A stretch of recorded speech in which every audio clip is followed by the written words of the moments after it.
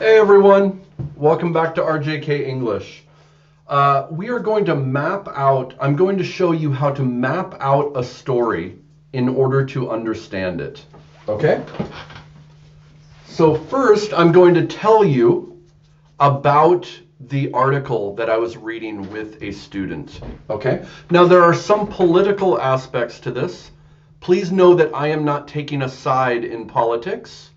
We are mapping out what the article is saying, okay? When you read an article in English, there's a couple things that you need to be aware of. One, you are reading in another language, right? So that's difficult. But two, each country has its own way of explaining a story. And sometimes when you read an article from the US, you have to be aware of how they're explaining the story.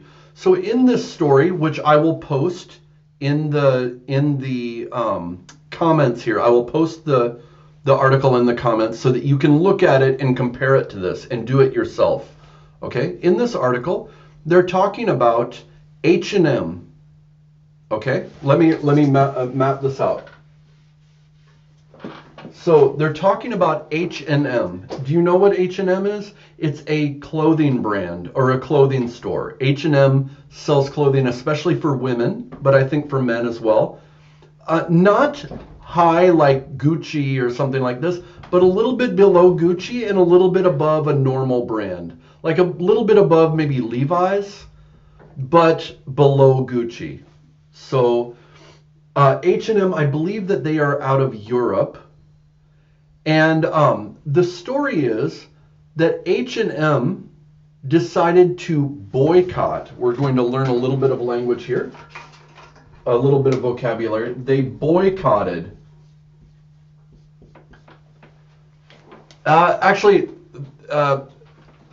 Boycott. So they boycotted buying certain cotton from China, especially from Xinjiang region, which are where there are Uyghurs. I think it's spelled like this. It's a certain group of people in China. They are Turkmen. I think they call them Turkmen. They look a little bit of a combination between Turkish or Central Asian and East Asian. Excuse me. And East Asian. So, and they are Muslims. Most of them are Muslims. So in Xinjiang, there is some concern from outside of China that China is mistreating this population and maybe even has them doing labor, creating cotton, doing a cotton industry, but for very, very low money. So there's concern of human rights concerns. Human rights concerns. Now, I am not going to make a judgment on this, okay? We're just going to map out the story. So H&M said that they would not buy Xinjiang cotton, okay? China then banned H&M in a certain way, and also the people of China started boycotting H&M. So what is a boycott? A boycott, let's say I live in Thailand. Okay, I'm in Thailand. And I don't like Brazil because Brazil did something against maybe a Thai minister or something. And we decide we will not, as Thai people, we will not buy any goods from Brazil. This is a boycott. I don't know why it's called boycott. That's just the name of it. It's a boycott. Okay, we are not buying any of those. Why do people do this? They're trying to put economic pressure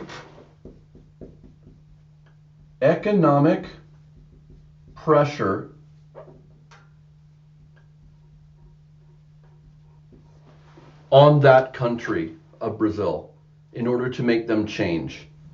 So in America, there was a very famous boycott where African Americans boycotted using the bus. And it hurt the cities economically, and they finally decided that buses would not be segregated. Black people did not have to stay in the back of the bus. This is a boycott. They hurt them economically in order to get rights. Okay? So what happened here? In Europe, there's H&M. They have a Better Cotton Initiative. This is not owned by H&M. This is kind of like the UN. The UN is not owned by any government, but governments pay in, and the UN does research on different things, and they make policy papers on it, right? And then maybe they say Germany is committing human rights violations, and then countries can decide, I won't do business with Germany or something like that. You know, the Better Cotton Initiative is an industry watchdog. Industry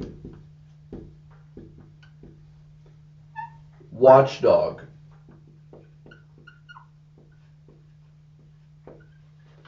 This means that they, for the industry, the cotton industry, they're paid by all these cotton companies to exist.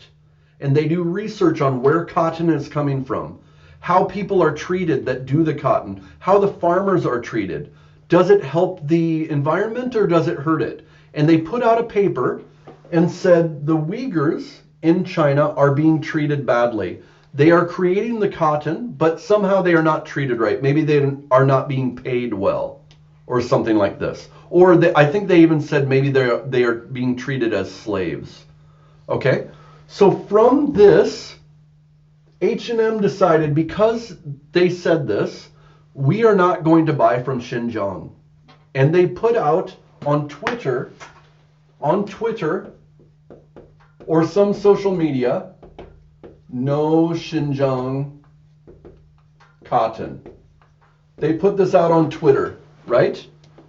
Well, China didn't feel the economic pain yet of this, of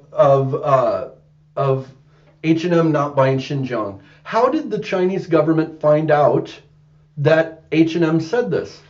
They have a youth league in China, and that youth league watches Twitter and social media. And they saw this social media post, okay? They saw this post. And they said to the Chinese ruling party, H&M is saying that they will not buy from Xinjiang. Okay, they're going to hurt China economically. Okay, so China, before they even felt the pain, how would they feel the pain?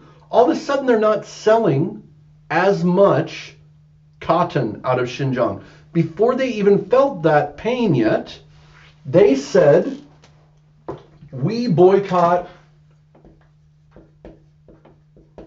H&M. They said that on media. We will not buy from H&M. And Chinese people rose up and said, we don't like that H&M would do something against our country. We won't buy H&M. But some people would, right? So the Chinese government, on their internet, made sure that H&M did not show up on search engines. So they made sure that people couldn't even find the H&M store, right? So there were these different ways that China boycotted H&M back, right? Now, who is going to be hurt economically from this? China's very large, right? They will be hurt less than H&M because H&M has stores in China, right? And how many people are in China? 1.5 billion, something like that, or 1.2 billion. And probably 500 million of them might shop at H&M. H&M just lost 500 million customers, or let's say 300 million, right? That's a huge deal to H&M. If H&M then goes, oh, we're sorry, they apologize and say, we no longer do this, and China and the Youth League say, okay, we'll buy from H&M now. Well, now China has just taught a lesson to everyone in not to listen to the Better Cotton Initiative. Don't listen to them, because if you do, China as a group will boycott you and you will lose a lot of money. Okay, that's how this all worked. But how did I figure that out from the article? Because the article's a little strange when you read it. It starts out telling you the situation.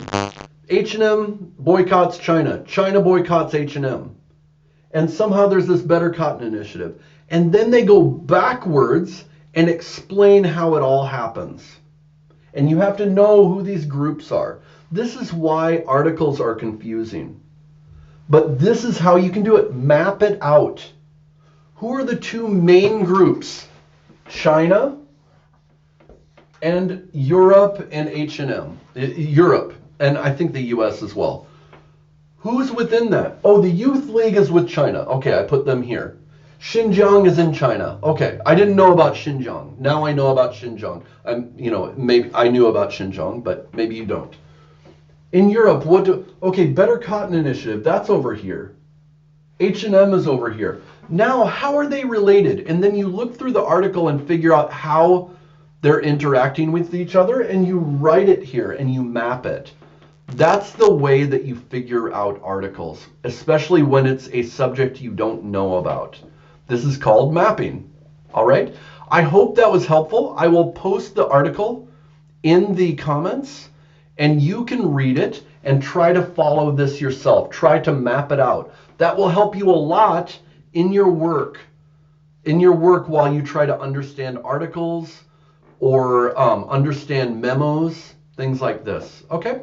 All right, I'll see you later. Make sure to like and subscribe. And if this is helping you with your business English, share it with one person. Do me that favor. Share it with one other person that also wants to learn business English. All right? See you later.